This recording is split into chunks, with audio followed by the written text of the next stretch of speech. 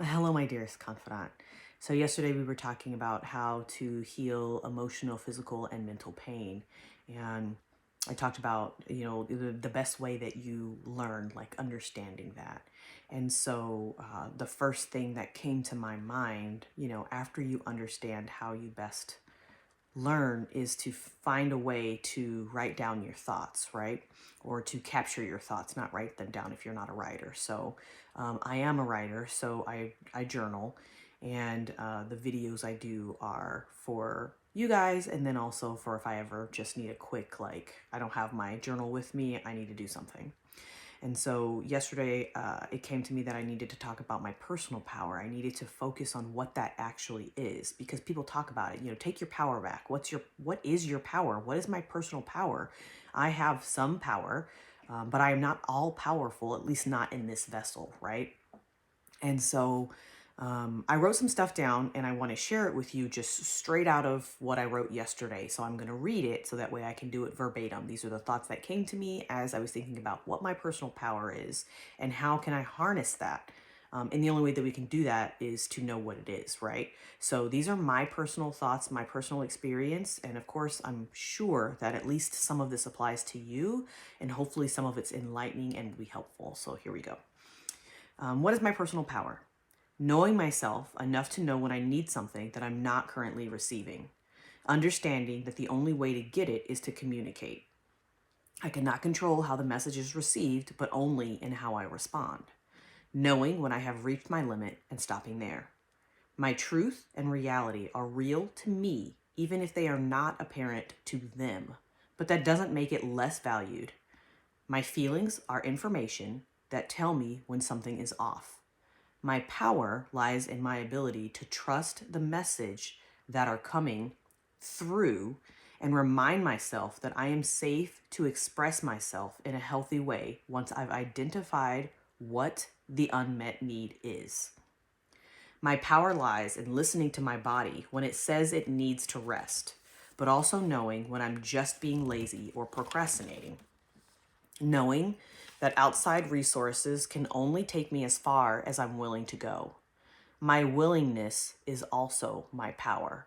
As long as I am willing, I can find a way to be capable. I know when to pause from outside influence and when it becomes overwhelming.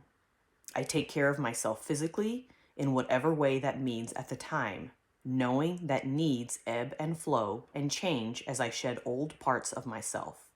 Sitting with my thoughts and nurturing myself, speaking to my inner child and letting her know that she can relax. My body sends messages just like my mind. It's not about powering through. It's about acknowledging and responding appropriately to my thoughts and intentions. My thoughts and intentions have the power over my reality, so repetition is important. Set it, repeat it until you can live it. It's okay to take breaks from healing. It is okay to have a bad day. Pick up again as soon as you are able. Be kind to myself and speak with compassion. Knowing that, knowing what steps I can take right now to best serve the future me. If there's lots of outside resistance, something that's happening outside of my body, not related to any personal, individual, or specific opinion, then that's the universe trying to remind me to change direction. Learning to respect the universal forces are important to staying in a flow state. And so the next thing that I want to go over in the next video is what is a flow state. And so hopefully this video was helpful to you and it has provided some insight about what your personal power is and what it could be. And basically, to sum all of that up, is just my personal power is how I understand my own inner being, whether that is my physical body telling me, ow, this hurts, stop. My mind telling me, you need to, take care of all of these things, but then my body telling me no.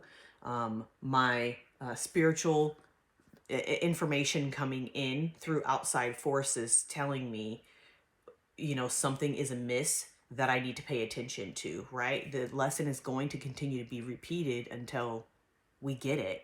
And so it's important to understand first and foremost what's going on inside of here.